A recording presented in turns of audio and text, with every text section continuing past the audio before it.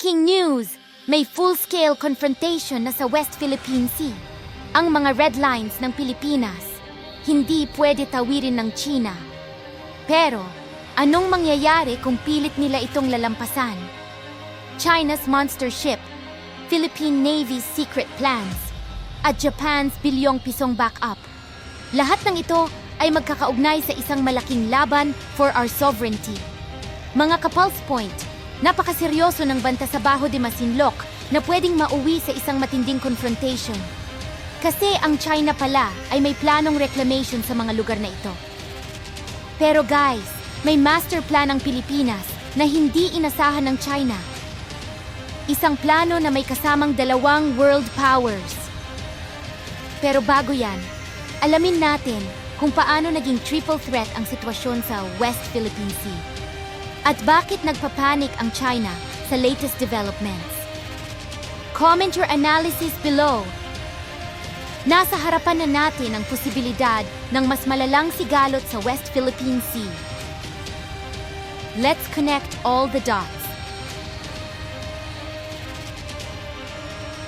According to National Maritime Council spokesman Jonathan Malaya, may monster ship ang China which is 541 feet long and around 67 nautical miles na lang ang layo sa Zambales.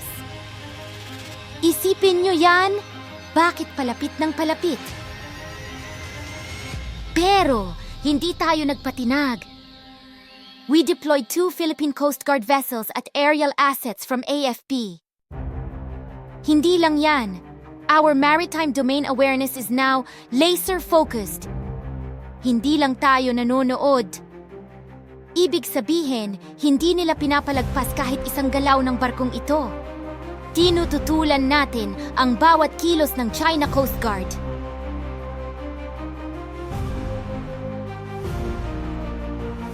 Nakakatawa man o hindi, sabi nga ng ilan, walang halimaw na hindi natatakot sa tapang ng mga Pilipino. Pero paano natin pinapatunayan ito araw-araw? Paano kung magtangka ang China na sakupin ang Baho de Masinloc? Rear Admiral Roy Vincent Trinidad dropped a bomb. May red lines daw tayo na non-negotiable especially sa Baho de Masinloc at BRP Sierra Madre. Pero teka lang, sounds familiar ba? Parang ilang beses ko nang narinig yung contingency plans na yan. At hindi ibig sabihin nito na wala ng problema. Dahil, kung maalala nyo, ang pananatili ng China sa Panatag Shoal since 2012 has been the cause of increased tension in the South China Sea. Wala pa rin bumibigay sa pagitan ng Pilipinas at China sa standoff sa Panatag o Scarborough Shoal. Ayon kay DFA spokesman Raul Hernandez, nananatili pa rin ang stalemate. Nitong Biyernes, umalis sa Panatag Shoal ang 8 Chinese vessels. Ang ilan, tangay ang mga Taclobo, Pating at Coras na pinaniniwala ang kinuha roon. Nauna nang sinabi ng DFA na hindi ito maaaring pigilan dahil may freedom of ingress at egress daw o kalayaang maglabas-masok sa Panatag Shoal. Para kay Senator Panfilo Lacson, chairman ng Senate Committee on National Defense and Security, katumbas ng di pagpumpiska sa yamang dagat sa pag-amin na may karapatan ang China sa Panatag. Ayon kay Hernandez, sa ngayon, walang gustong unang umalis sa Panatag.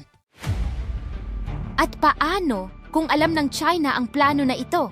Remember, kamakailan lang nahack ng China ang ating mga top-secret military intel. But don't worry mga ka-Pulse Point. This is where the game changes. Japan enters the chat.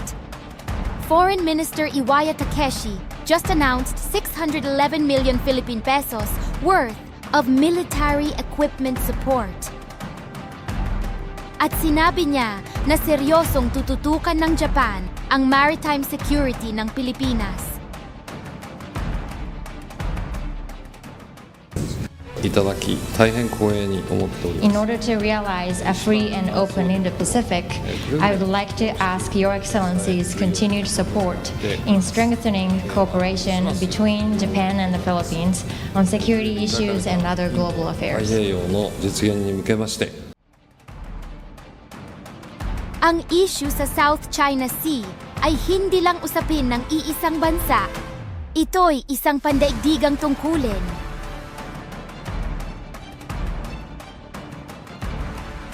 But here's the plot twist. Hindi lang assistance ang binibigay ng Japan.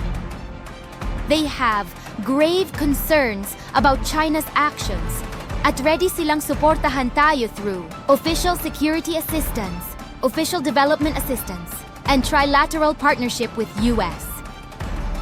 May deeper strategy ito. According to Foreign Affairs Secretary Enrique Manalo, we're leveraging our strength with like-minded states. In short, hindi na tayo nag-iisa. But wait, napansin nyo ba? Tinawag pa nila na fake news ang Pilipinas. Tayo raw ang nanggugulo sa West Philippine Sea. Bilang tugon nila yan sa pahayag ni National Security Council spokesperson Jonathan Malaya tungkol sa increasing aggression ng China. Tila pinaikot ng China ang kwento. Ayon kay Go Jiakun ng China Foreign Ministry, tayo raw ang nang-iintriga. Pero paano mo ipapaliwanag ang presensya ng isang 541 talampakan na Coast Guard vessel na tinawag nating monster ship?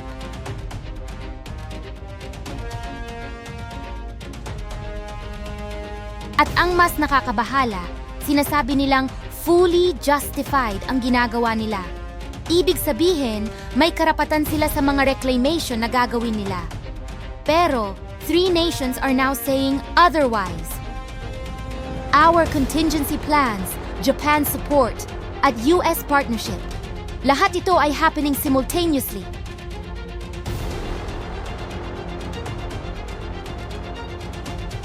Coincidence? I think not.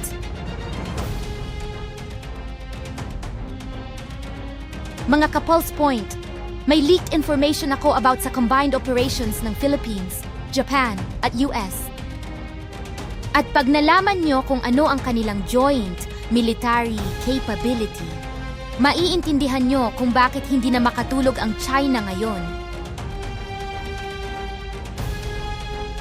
Don't forget to like, share, and subscribe para hindi nyo ma-miss ang next part kung saan i-reveal ko ang master plan ng 3 bansa. Remember, ang hindi marunong lumingon sa pinanggalingan, hindi makakarating sa paroroonan. This is your favorite geopolitics vlogger, Pulse Point PH. Peace out.